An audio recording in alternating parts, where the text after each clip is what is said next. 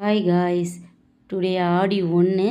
அதுக்கு என்னென்ன ஸ்பெஷல் எங்கள் வீட்டில் பார்த்தீங்கன்னா, இட்லி, தோசை, சுழியம், மெதுவடை,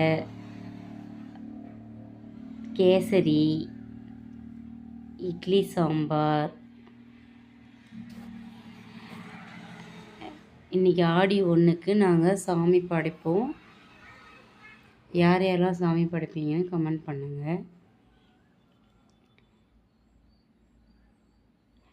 இலை போட்டு அதில் தோசை, இட்லி,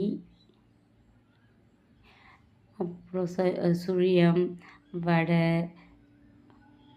கேசரி எல்லாத்தையும் வச்சு படைக்கும்போது சாம்பார் ஊற்ற மாட்டோம், வெல்லம் வச்சு படைப்போம்.